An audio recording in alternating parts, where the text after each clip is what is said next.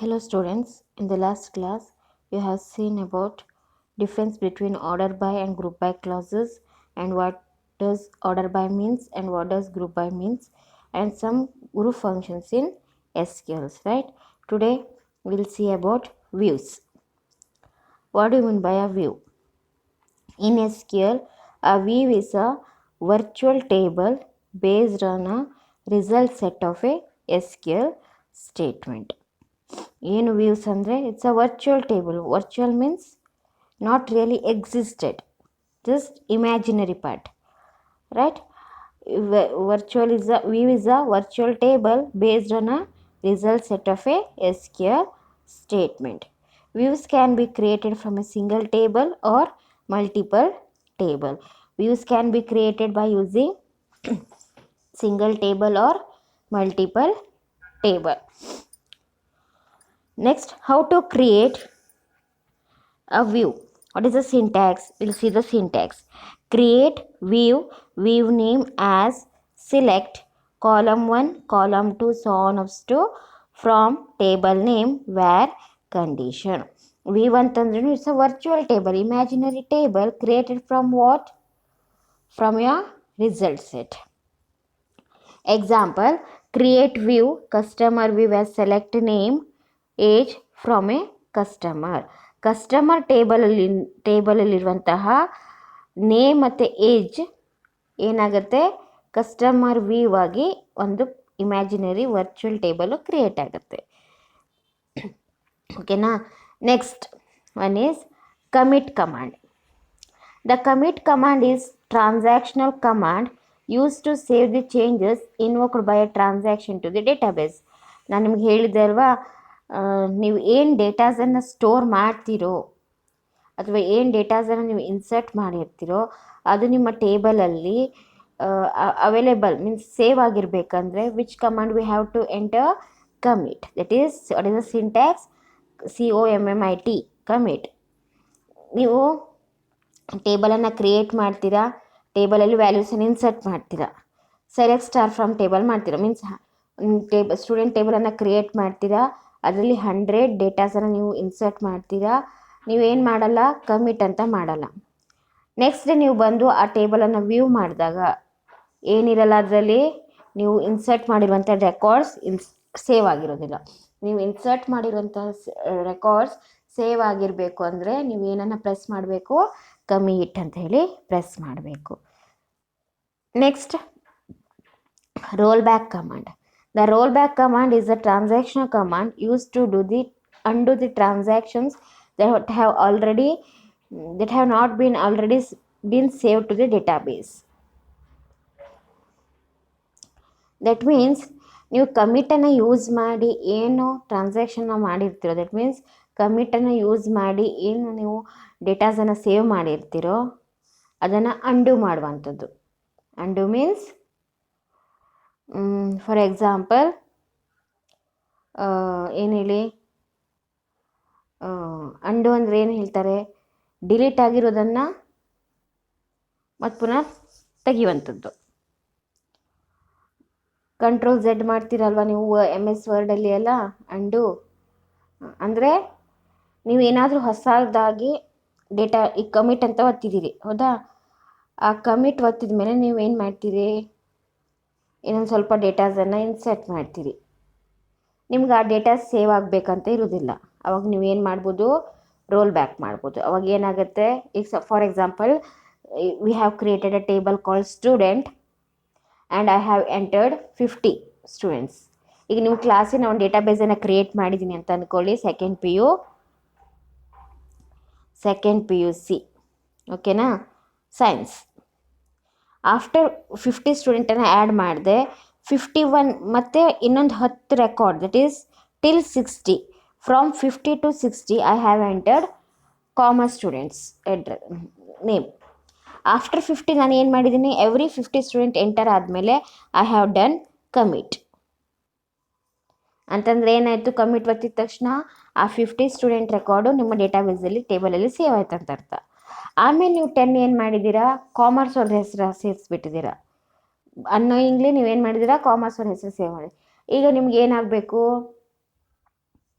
ಈ ಈ 50ರಿಂದ 60, 51, 52, 53, 54 ಇರ್ತದೆ, ಅದು ರಾಂಗ್ ಇನ್ಫಾರ್ಮೇಷನ್. ಈಗ ನಾನು ಪ್ರತಿಯೊಂದನ್ನು ಡಿಲೀಟ್ ಮಾಡೋದಕ್ಕಿಂತ ಸಿಂಗಲ್ ರೋವನ್ನು ಡಿಲೀಟ್ ಮಾಡೋದಕ್ಕಿಂತ ಸಿಂಪ್ಲಿ ರೋಲ್ ಬ್ಯಾಕ್ ಅಂತ ಮಾಡಿದರೆ ಲಾಸ್ಟ್ ಕಮಿಟ್ ಎಲ್ಲಾಗಿರುತ್ತಲ್ವ ಅಲ್ಲಿಗೆ ಡೇಟಾ ಏನಾಗುತ್ತೆ, ಅಂಡು ಆಗುತ್ತೆ. ಮೀನ್ಸ್ ಈ 10 ಡೇಟಾಸ್ ಎಲ್ಲ ಏನಾಗುತ್ತೆ, ರಿಮೂವ್ ಆಗುತ್ತೆ. ಟಿಲ್ 50ಗೆ ಅದು ಬಂದು ರೀಚ್ ಆಗುತ್ತೆ. That is roll back. Next one is DCL command, that is data control language. DCL ಅಂತಂದರೆ DCL commands are use to enforce the database ಸೆಕ್ಯೂರಿಟಿನ multiple user database. DCL control means datas ಮೇಲೆ ಕಂಟ್ರೋಲನ್ನು ಕೊಡುವಂತಹ ಒಂದು commands. For example, ಈಗ ನಾನೊಂದು ಟೇಬಲನ್ನು create ಮಾಡಿದ್ದೀನಿ.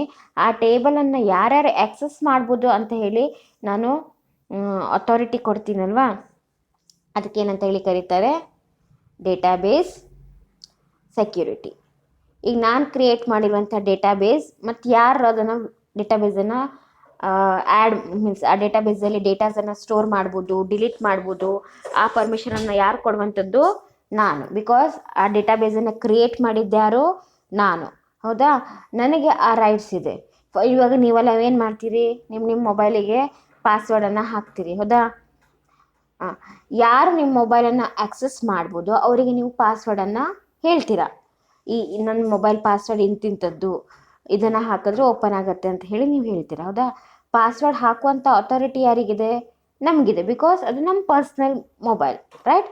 Similarly ಈಗ ಯಾರು ಡೇಟಾಬೇಸನ್ನು ಕ್ರಿಯೇಟ್ ಮಾಡಿರ್ತಾರೋ ಅವರಿಗೆ ಏನು ಅಥಾರಿಟಿ ಇದೆ, ಯಾರು ನಮ್ಮ ಡೇಟಾಬೇಸನ್ನು ವ್ಯೂ ಮಾಡ್ಬೋದು ಅಥವಾ ಆ ಡೇಟಾಬೇಸನ್ನು ಆಲ್ಟರ್ ಮಾಡ್ಬೋದು ಅಂತ ಹೇಳಿ ರೈಟ್ಸ್ ಇರುವಂಥದ್ದು ಯಾರಿಗೆ, ಡೇಟಾಬೇಸ್ ಕ್ರಿಯೇಟ್ ಮಾಡಿದವರಿಗೆ. ಅಂಥ ಪ್ರಿವಿಲೇಜಸನ್ನು ಕೊಡುವಂಥದ್ದು ಕಮಾಂಡ್ಸ್ ಯಾವುದು, DCL ಕಮಾಂಡ್ಸ್. ಅದರಲ್ಲಿ ಫಸ್ಟ್ ಬರುವಂಥದ್ದು grant command.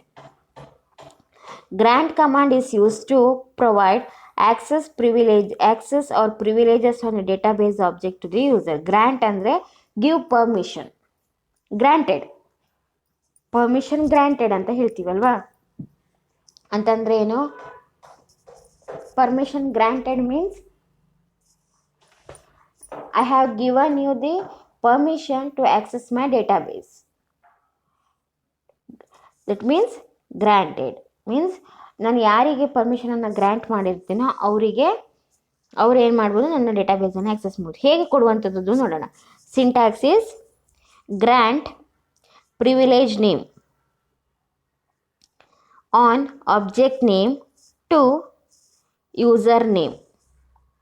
Okay, privilege name ಅಂತಂದರೆ access right are privilege guaranteed to the means to the user. ಯಾವ್ದು privilege, he can insert or he can update, he can alter or he can select. ಏನು ಮಾಡ್ಬೋದು ಅನ್ನೋದನ್ನು, ಅವನು ನನ್ನ ಡೇಟಾಬೇಸಿಗೆ ಹೊಸದಾದ ರೆಕಾರ್ಡನ್ನು insert ಮಾಡುವಂಥ insert ಮಾಡ್ಬೋದು ಅವ್ನ ಡೇಟಾಸನ್ನು ಅಂತ ಕೊಡೋದಿದ್ರೆ ಇನ್ಸರ್ಟ್ ಅಂತ ಕೊಡಬೇಕು. ಓಕೆನಾ, ಇಲ್ಲಿ ಎಕ್ಸಾಂಪಲ್ ನೋಡಿ, ಅಲ್ಲೋಗಿ ನಿಮ್ಗೆ ಅರ್ಥ ಆಗುತ್ತೆ. ಈ ಎಕ್ಸಾಂಪಲ್ ನೋಡಿ, grant select on employee to user 1.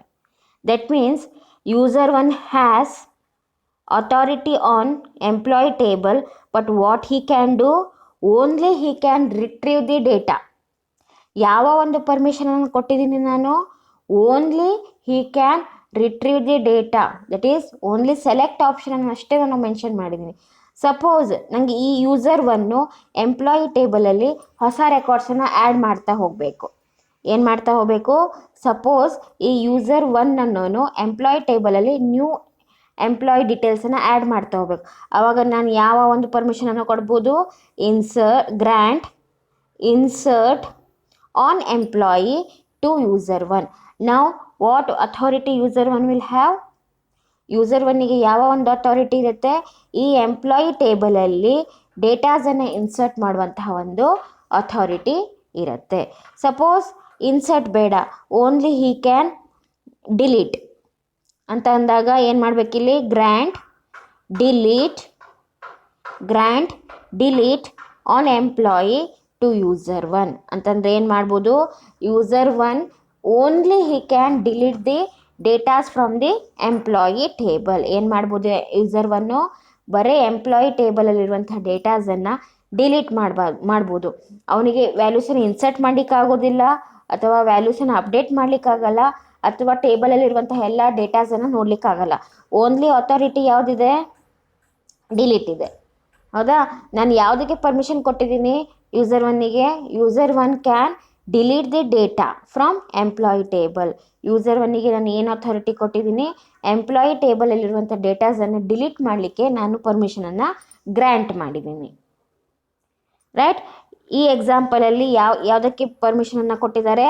Select. ನಾನು ಯಾವುದಕ್ಕೆ ಪರ್ಮಿಷನನ್ನು ಕೊಟ್ಟಿದ್ದೀನಿ? Select option. Means he cannot insert any data into the employee table, or he cannot update any data from your employee table, or he cannot delete any data from the employee table.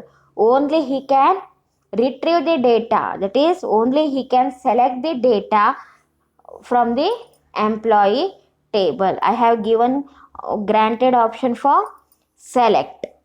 This is the grant of command. Next one is revoke command. The revoke command removes user access rights to privilege to the database object. ಕೊಟ್ಟಿರುವಂತಹ ಪರ್ಮಿಷನನ್ನು ವಾಪಸ್ ತಗೊಳ್ಳುವಂಥದ್ದು ಏನು? Revoke. ಕೊಟ್ಟಿರುವಂತಹ ಪರ್ಮಿಷನನ್ನು ವಾಪಸ್ ತಗೊಳ್ಳುವಂಥದ್ದು revoke. Will see the syntax.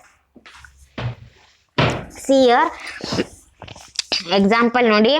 Revoke select on employee from user one. ಇಲ್ಲಿ ಏನು ಮಾಡಿದ್ವಿ? ನಾನು ಯಾವುದಕ್ಕೆ ಗ್ರಾಂಟೆಡ್ ಕೊಟ್ಟಿದ್ದೀನಿ? Select option. ಯೂಸರ್ ಒನ್ನಿಗೆ ಎಂಪ್ಲಾಯಿ ಟೇಬಲನ್ನು ವ್ಯೂ ಮಾಡಲಿಕ್ಕೆ ಅಥವಾ ರಿಟ್ರೀವ್ ಮಾಡಲಿಕ್ಕೆ ಅಷ್ಟೇ ಪರ್ಮಿಷನ್ ಕೊಟ್ಟಿದ್ದೀನಿ. ಕೊಟ್ಟಿರುವಂಥ ಪರ್ಮಿಷನನ್ನು ವಾಪಸ್ ತಗೊಳ್ಳೋದು ಹೇಗೆ? Using revoke. ಇವಾಗ ಏನು ಮಾಡ್ತಾ ಇದ್ದೀನಿ? ಯೂಸರ್ ಒನ್ನಿಗೆ ಕೊಟ್ಟಿರುವಂತಹ privilege, that is select privilege, ಏನಾಗುತ್ತೆ? Is taken back. ಮೀನ್ಸ್ ನಾವು user 1 doesn't have any right on the employee table. ಏನು ಮಾಡಲಿಕ್ಕಾಗಲ್ಲ user one? User one cannot fetch the data or retrieve the data of employee table. This is the revoke command. ಏನು ಮಾಡುತ್ತೆ? grant command ಅಂತಂದರೆ we are giving permission to the or access privilege to the user. ಹೇಗೆ ಕೊಡುವಂಥದ್ದು? grant privilege name ಯಾವ object? On object name to ಯಾವ user. ಓಕೆನಾ? ಏನು ಮಾಡಬೇಕು? ಈಗ ಸಪೋಸ್ ನಾನು ಇನ್ಸರ್ಟ್ ಹಿ ಶುಡ್ ನಾಟ್, ಇಲ್ಲಿ privilege name is nothing but your insert command, delete, update, select, alter etcetera. ಯಾವ ಒಂದು ಪ್ರಿವಿಲೇಜ್ ನನಗೆ ಕೊಡಬೇಕು? Either inserting data into the table, deleting data from the table, or alter the table, or update the values, or to fetch the data from your table ಅಂತ privileges ಅನ್ನು ಕೊಡುವಂಥದ್ದು. ಕೊಟ್ಟಿರುವಂಥ permission ಅನ್ನು ವಾಪಸ್ ತಗೊಳ್ಳುವಂಥದ್ದು ಯಾವುದು? Revoke command. Okay. Next one is types of privileges. What you mean by privileges ಅಂತಂದ್ರೆ ಏನಂತ ಹೇಳಿದೆ? to define the access right provided to a user on a database object. ಅಂದರೆ ಯೂಸರ್ಗೆ ಕೊಟ್ಟಿರುವಂತಹ ಒಂದು ಆಕ್ಸೆಸ್ ರೈಟ್, ಯಾರ್ಯಾರು ಆಕ್ಸೆಸ್ ಮಾಡ್ಬೋದು ಅನ್ನೋದನ್ನು ಕೊಟ್ಟಿರುವಂಥದ್ದು. ಅದರಲ್ಲಿ ಎರಡು ಥರ. there are two types of privileges. The first one is system privilege, second one is object privilege. First one, system privilege. This allows user to create, alter and drop the database object. System privilege ಏನು ಮಾಡುತ್ತೆ? It allows user to create, alter and drop the database object. Next, object privileges ಅಲ್ಲಿ ಏನು ಮಾಡ್ಬೋದು? This allows the user to execute, insert, update, select or delete the data from a database object to which the privilege is applied. These are the two types of privileges. Next one is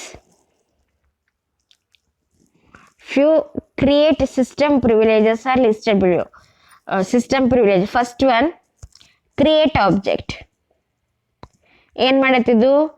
allows user to create the specified object in their own schema. ಓಕೆನಾ. Create object ಅಂದರೆ ಅವ್ರದ್ದೇ own ಸ್ಕೀಮಾದಲ್ಲಿ ಏನು ಮಾಡ್ಬೋದು, create ಮಾಡ್ಬೋದು ಆಬ್ಜೆಕ್ಟನ್ನು. Create any object ಅಂತಂದರೆ allows user to create the specified object in any schema. These are the two system privileges. Next one, object privileges. First one is insert. Allows user to insert the rows into the table. Select andre select the data from a database object. Update andre user update table data in the table. Execute antandre allows user to execute a stored procedure or a function. Okay, these are the some object privileges. Next one is dual table. What do you mean by dual table? The dual table is a special one row one column dummy table presented by a default in Oracle and the other database installation. Dual table andreno, it's a special table. ಏನಿದು dual table ಅನ್ನೋದು ಒಂದು special table. It contains only one row one column which has dummy table, means it doesn't have any values. ಡಮ್ಮಿಯ table ಅದು. Dummy table means it doesn't have any functions. ಅರ್ಥ ಆಯ್ತಾ? ಅದಕ್ಕೆ ಏನಿರಲ್ಲ,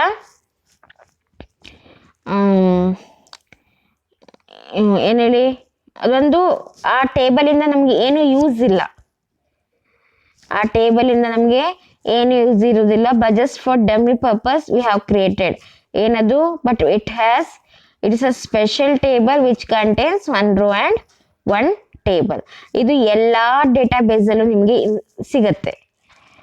ಎಲ್ಲ ಡೇಟಾಬೇಸ್ ಇದು default in Oracle database, but other database installations ಟೈಮಲ್ಲಿ dual table include ಆಗಿರುತ್ತೆ. Okay, especially it is used to perform mathematical calculation without using a table. ಇದನ್ನು ಯಾವಾಗ ಈ ಡ್ಯುಯಲ್ ಟೇಬಲ್ ಎಲ್ಲಿ ಯೂಸ್ ಆಗುತ್ತೆ? Especially when we are doing mathematical calculations. Next topic is SQL built-in functions. There are two types of SQL built-in functions. The first one is single row functions. Second one is group functions. We'll see single row functions. Group functions and already ನೋಡಿದ್ದೀರಿ. ಯಾವ್ದು? max, min, average, sum, count, etc. We'll see single row functions now. Single row functions ಅಲ್ಲಿ ನಾಲ್ಕಿದೆ. numeric functions, character text functions, date functions, conversion functions. We'll see one by one now. First one is numeric function. Numeric function only first comes numeric function accept numeric input and returns numeric value. ಏನು ಮಾಡುತ್ತೆ numeric function? ಇದಕ್ಕೆ input numbers ಅಲ್ಲೇ ಕೊಡಬೇಕು, output will also be numbers. First one is ABS of, returns the absolute value of the numeric expression. ABS of S means it returns the absolute value of the numeric expression. For example, ABS of -10, absolute value means it's a positive number 10. Okay, next seal of X returns the smallest integer value that is not less than the X. Smallest integer value that is not less than the X. Seal of 1.6, that means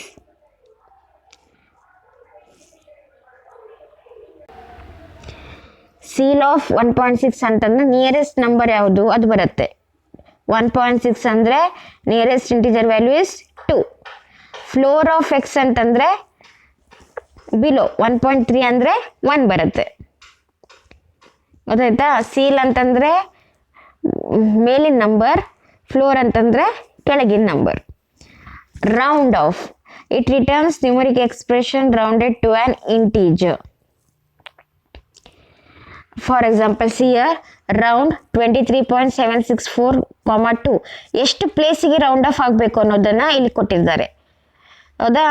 ಇಲ್ಲಿ round ಏನಾಯಿತು output 23.76 2 ಪಾಯಿಂಟಿಗೆ round of ಆಗಬೇಕು. ಈಗ suppose 1 ಪಾಯಿಂಟಿಗೆ round of ಆಗಬೇಕಂದ್ರೆ ಏನು ಬರ್ತಿತ್ತು 23.7 ಇರೋದು ಏನಾಗ್ತಿತ್ತು 8 ಆಗ್ತಿತ್ತು. Next one is trunk. It returns numeric expression 1 truncated to expression 2 decimal places.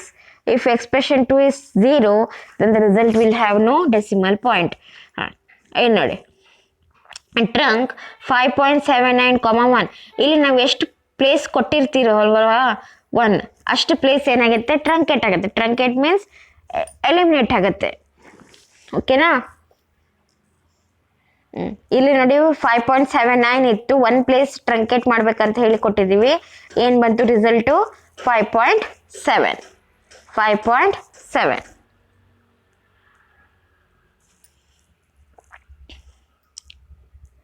Now, character or text functions. The first function is character function works on characters and returns the character and numeric values. Character function works on characters. What do you mean by character? It's a single character which is enclosed within a single quote. Right?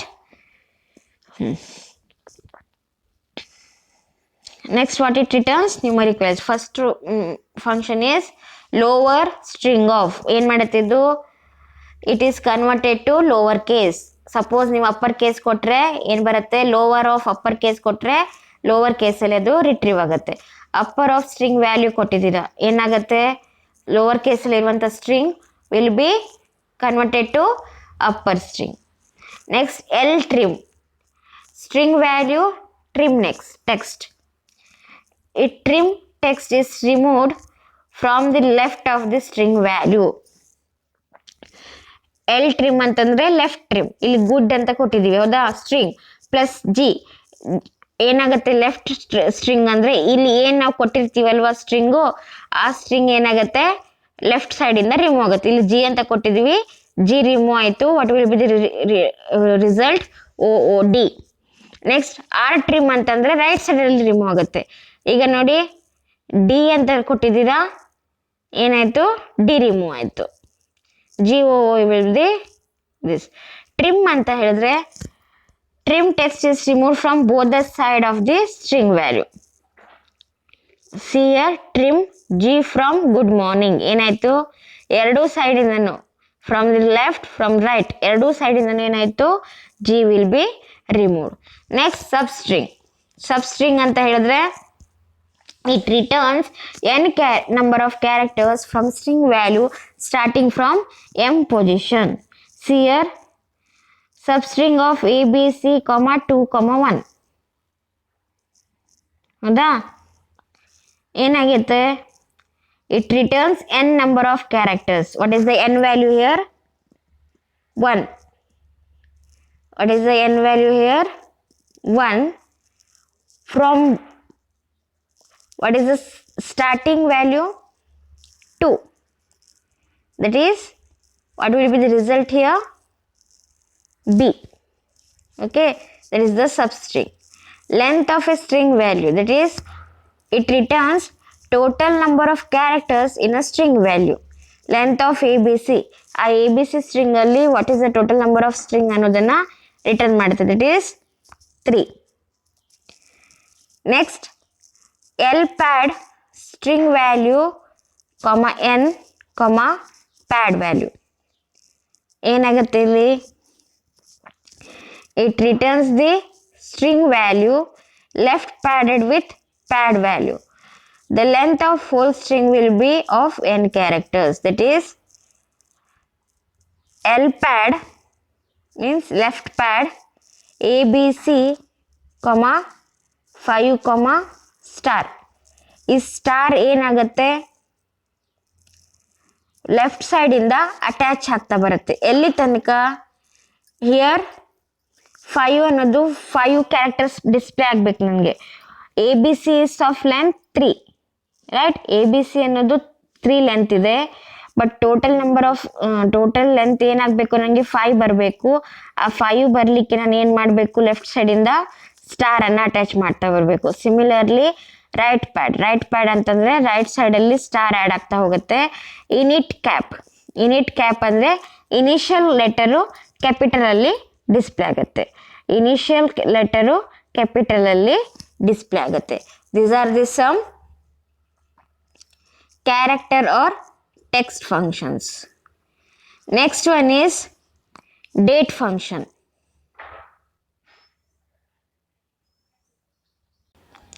This function works on date related to values. First one is add month of date comma n. ಏನಾಗುತ್ತೆ, it adds n months to the date. For example 1 Jan 2018 2 ಅಂತ ಕೊಟ್ರಿ, ಏನಾಯ್ತು, it adds n months to date. ಇದು first Jan ಅಂತ ಕೊಟ್ಟಿದ್ದೀರಾ, ಎಷ್ಟು month add ಆಗುತ್ತೆ, 2 month add ಆಗುತ್ತೆ. ದಟ್ ಈಸ್ 2 ಮಂತ್ ಅಂದರೆ first Jan, second Feb, first Feb, first March. What will be the result, first March. Next month between x1, x2. It returns the number of month between x1 and x2.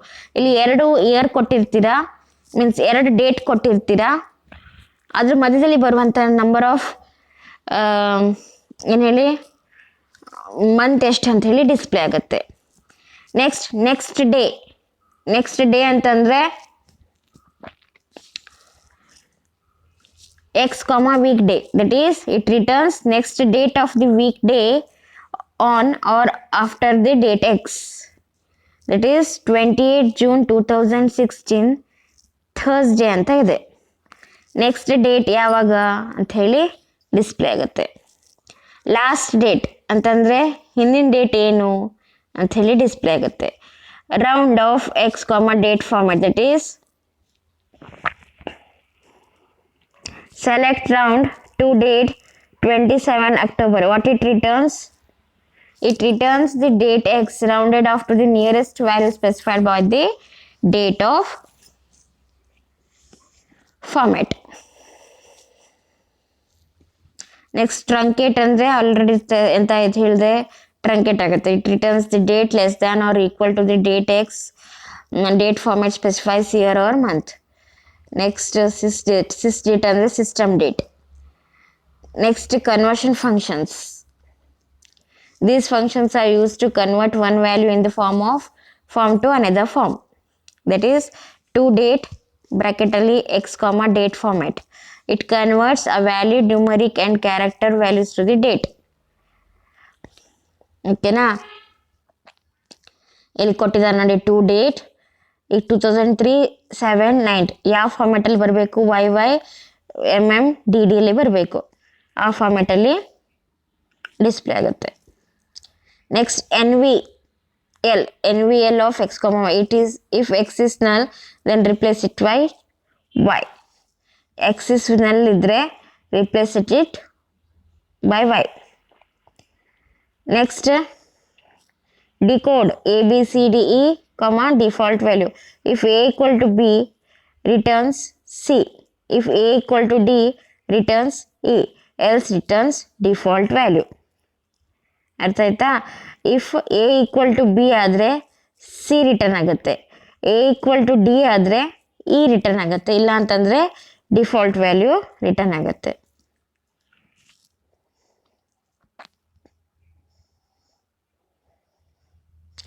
Next to char converts numeric and date values to the character or string value.